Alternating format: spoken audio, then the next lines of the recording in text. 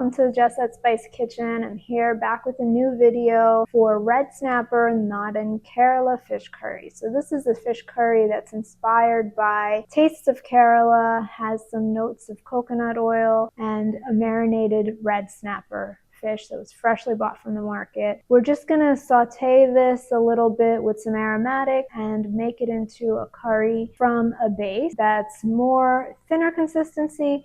But to follow along and get details of all the ingredients that we have here, please follow justaddspice.com for specifics and how to make this recipe for you and your family. Please like, share, and subscribe if you're interested in recipes such as this one, and let's get started. So we're going to start off with our fish tamarind or korambuli. It's soaking in a little bit of warm water so that it can soften, and we'll add the remainder of the water also within the fish curry. I have some red snapper here that's marinating. If you want the ingredients to this marinade, go to justaddspice.com and I'll give you specifics of that. Some spices over here for the fish curry and some aromatic. And now we're going to go to the stove and I'm going to show you how to put all these ingredients together and make our red snapper Kerala fish curry. Okay, so now I'm going to saute some aromatics and it's going to go into this Dutch oven with olive oil and coconut oil as a mixture in here. I like to use a Dutch oven because it holds its heat. It's a heavy bottom pot. It's great for using in any type of stews or curries. So here we go. Let's get that onions in there to saute and become translucent.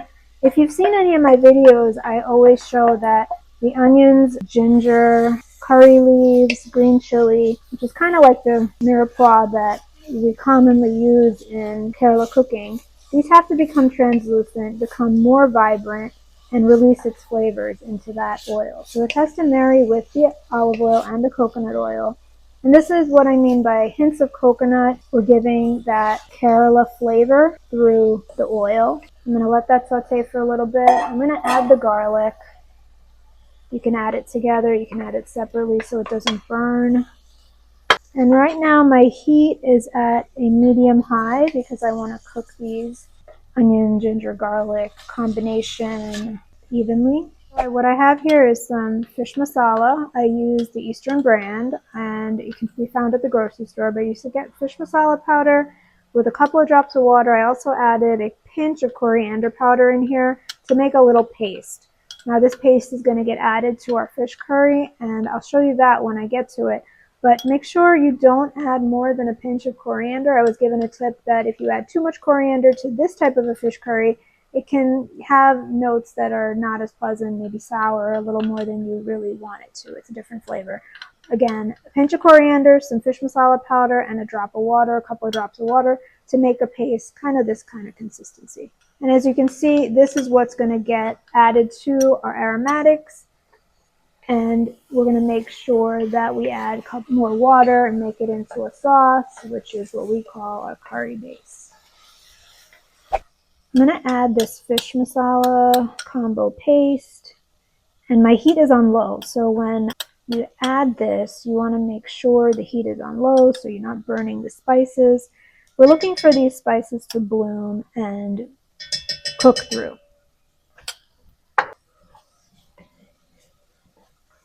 So let's just mix that in. And then I'm going to add a pinch of fenugreek also. Again, all the ingredients, recipe specifics, quantity for everything is also in justaddspice.com on the website. You can print it out, share it with your family, make it yourself, and serve it. I'm adding these fish tamarind pieces. As you can see, the fish tamarind has soaked and the water has turned that tamarind color.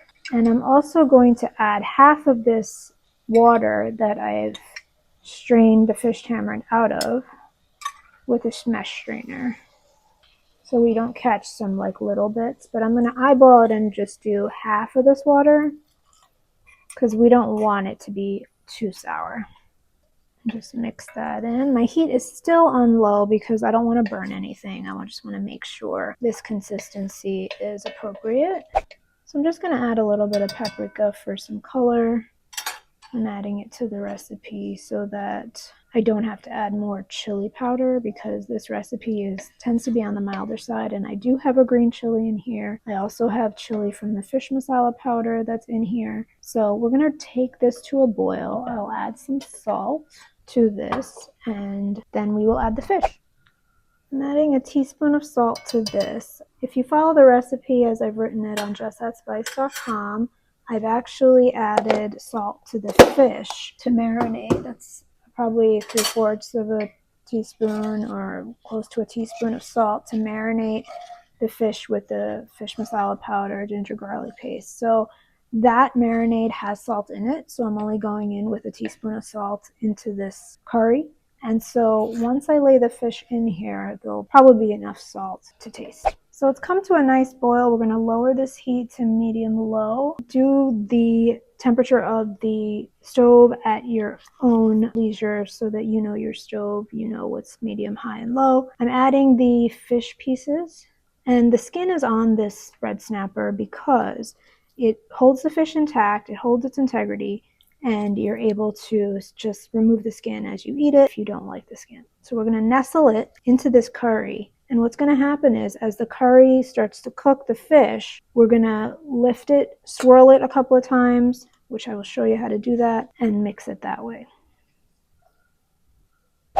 So we're cooking the red snapper for about 15 minutes with the lid off.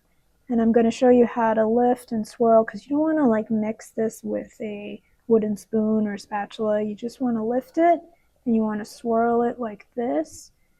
The fish seems packed in there right now. I could have used a bigger pot, but since I started with this one, I'm going to go for it. As the fish cooks, it'll shrink a little bit and get cooked throughout. Technically, this should be done maybe a couple of times in the cooking process for 15 minutes. If your stove is less powerful, you can always do 2 to 3 minutes longer and see how that does. Adjust your temperature to medium, high, low as you see fit, and we'll show you the results. Red snapper fish curry is done. We've swirled it a couple of times. We turned off the heat. We picked it up and swirled it through the 15-minute cook time, and now I'm going to take it off the heat onto a cool burner and just let it sit covered. And what the tip is here is this snapper curry is probably not ready until 6 to 8 hours later.